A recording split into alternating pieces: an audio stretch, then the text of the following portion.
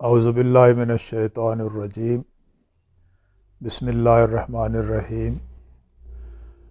معزز خواتین و حضرات، السلام علیکم۔ آج ہم سورہ الفاتحہ کی تفہیم کے سلسلے کی ویڈیوز کی سیریز میں اس جگہ پہنچے ہیں جہاں ہم نے اہدنا الصراط المستقیم کی تفہیم کی کوشش کی تھی۔ آج انشاءاللہ تعالی اس سے اگلی آیت میں جائیں گے، صراط الذین انعمت علیہم۔ پچھلی ویڈیو میں ہم نے صراط کے حوالے سے کچھ بات کی تھی کہ صراط اور سبیل دونوں ہی لفظوں کا اردو میں ویکیبلری کم ہونے کی وجہ سے جو ترجمہ کیا جاتا ہے اسے راستہ لکھا جاتا ہے، لیکن چونکہ صراط اور سبیل دونوں عربی میں الگ الگ الفاظ ہیں، لہٰذا ان دونوں کے درمیان بھی فرق کرنا ضروری ہے۔ سبیل اور صراط کو واضح کرنے کے لیے اگر ہم انگریزی کا سہارا لیں تو ہم دو الفاظ استعمال کرتے ہیں، ایک لفظ وے اور دوسرا لفظ پاتھ۔ وے طریقہ اور پاتھ وہ عملی طور پر چلنے والا راستہ ہے۔ تو یہاں بات صراط کی ہو رہی ہے۔ صراط وہ راستہ جس پر چلا جائے، عمل کیا جائے۔ صراط الذین انعمت علیہم، ہمیں راستہ دیجئے ان لوگوں کا جن پر آپ نے انعام کیا۔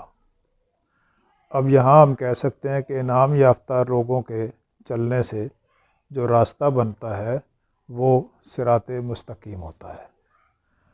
اب ہم نے اس راستے کی تشریح کے بعد لفظ انعمت علیہم کی طرف آنا ہے۔ عام طور سے یہ سمجھا جاتا ہے کہ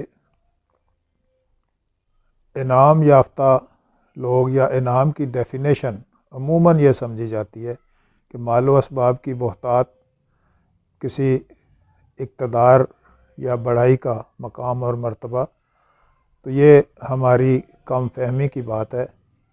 انعمت انعام کیا گیا تو یہ یقیناً مال و اسباب بھی اللہ کی طرف سے نعمتیں ہی ہیں، لیکن جب ہم غور کرتے ہیں تو ہمارے پاس فراہین مصر، نمرود، شداد اور بہت سارے ایسے لوگ ہیں جن کو یہ اسباب اور وسائل کی بہتات اور کثرت حاصل تھی، اور انہیں ہم انعمت علیہم میں کاؤنٹ نہیں کر سکتے۔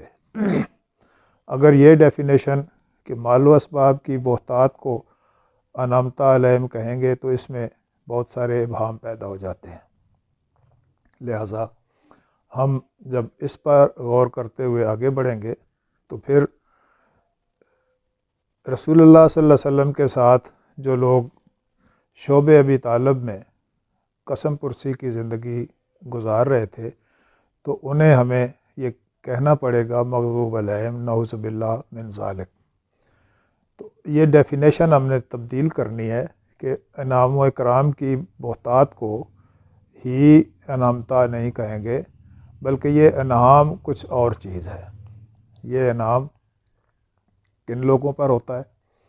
تو بات اس طرح سے بنے گی کہ راستہ ان لوگوں کا جن پر آپ نے انعام کیا ہے۔ انعام کو قرآن میں اگر ہم ڈھونڈیں گے تو وہ طرز فکر اور وہ ویژن ہے جو ہمیں کائنات کی زندگی میں ازل سے ابد تک کا پورا سٹیٹس کلیئر کرتا ہے، یعنی شروعات کہاں سے ہوئی، کس مقصد کے تحت ہوئی، اور اس کا اختتام کہاں پہ ہونا ہے۔ انعمتا بہت وسیع المعانی لفظ ہے، اس کو اگر ہم مال و اسباب کے ساتھ جوڑیں گے تو بہت ساری خرابیاں پیدا ہو جائیں گی۔ لہٰذا یہ انعام یافتہ وہ لوگ ہیں جنہیں اللہ کی طرف سے اور اللہ کے رسول کی نسبت سے وہ طرز فکر عطا ہوتی ہے جو کائنات کی اصل بیس ہے، اور شروع سے یعنی ازل سے لے کے ابد تک کا سٹرکچر آف لائف اور سٹرکچر آف ہیومن بینگ سمجھ میں آ جائے کہ یہ سارا نظام ہے کیا۔ شروع کہاں سے کیا گیا، کس مقصد کے تحت کیا گیا، کہاں کہاں اس میں خرابیوں کا امکانات موجود ہیں، وہ سارا ویژن جب کلیئر ہو جائے تو اسے ہم کہیں گے صراط الذین انعمت علیہم، ان لوگوں کی راہ جن پر آپ کا انعام ہوا، انعام یافتہ لوگ۔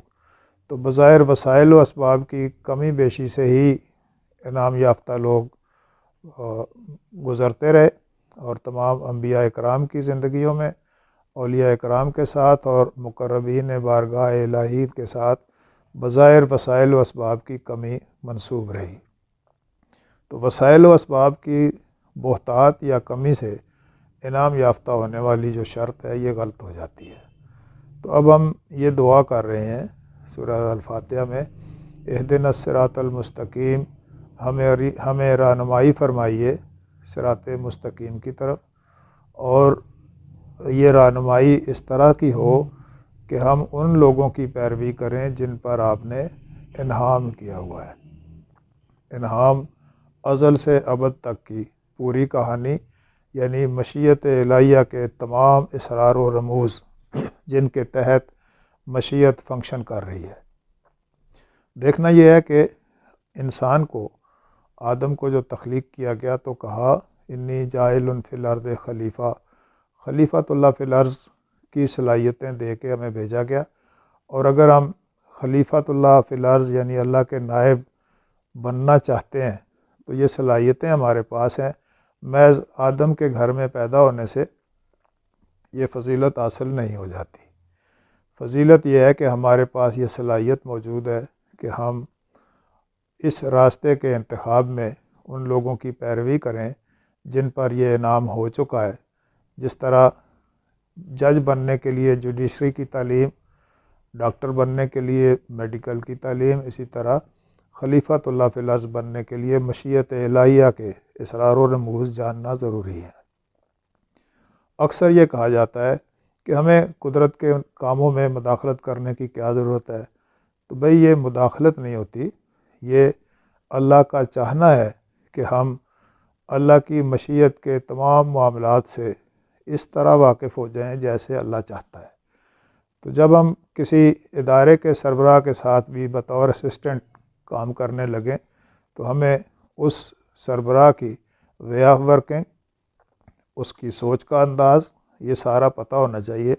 تو اللہ کی نیابت اور خلافت کے لیے جو صلاحیتیں ہم استعمال کرتے ہوئے مشیت الہیہ کے اسرار و رموز جان سکیں گے تو نیابت الہیہ میں ڈیوٹی کے فرائض ہیں یہ سر انجام دے سکتے ہیں۔ مشیت الہیہ کے نظام سے ناواقف ہوتے ہوئے کسی شخص کو اپوائنٹ نہیں کیا جا سکتا کہ آپ اللہ کے نائب کی ڈیوٹی کریں۔ اس کی مثال بہت واضح کہ ہمیں یہ بھی پتہ ہونا چاہیے کہ ہمیں کس خاندان میں کیوں پیدا کیا گیا، کس سٹیٹس کے ساتھ کیوں پیدا کیا گیا، نصیب کہاں لکھا جاتا ہے، اس کی کم اور زیادہ ہونے کی وجوہات کیا ہیں، جبکہ یہ بات طے ہے کہ اللہ تعالیٰ کے نظام میں کسی بھی جگہ کسی بھی فرد کے ساتھ مثقال برابر، دھاگے برابر یا ذرے برابر بھی زیادتی اور ظلم نہیں کیا جاتا۔ تمام نظام عدل پر قائم ہے۔ تو پھر یہ معاشرتی اونچ نیچ، یہ کم اور زیادہ کی بات کیا جاننے والے اور نہ جاننے والے برابر ہو سکتے ہیں؟ تو ہمیں جاننے کی وہ طرز اختیار کرنی ہے جو مشیت الہیہ کے اسرار و رموز سے ہمیں واقف کر دے، اور یہ وہ انعام ہے جو اللہ نے اپنے مقربین خاص کو، انبیاء کو اور اولیاء اکرام کو عطا کیا، اور ان سب کے لیے جو ماڈل رول ہے وہ حضرت محمد رسول اللہ صلی اللہ علیہ وسلم کا ہے،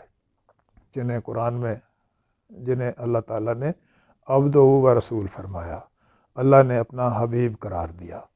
تو اس سے زیادہ اور قربت انعام یافتہ کی بات یہ ہے کہ ہمیں اسوہ رسول کے ساتھ منسلک ہونے کی دعا کرنی چاہیے، اور اسوہ رسول کے ساتھ عملاً منسلک ہونا ضروری ہے۔ قرآن پاک میں یہ ارشاد موجود ہے کہ جو حضور آپ کو دیں وہ لے لو، اور جس سے منع کریں وہاں رک جاؤ۔ یہ پڑھنے پڑھانے کی بات نہیں ہے، سیرت طیبہ پر عمل پیرا ہونے کی بات ہے۔ تو یہ ان لوگوں کی راہ ہے جن پر آپ کا انعام ہوا ہے۔ وما علینا الا البلاغ، اللہ تعالیٰ میں اتباع رسول کا شرف عطا فرمائے۔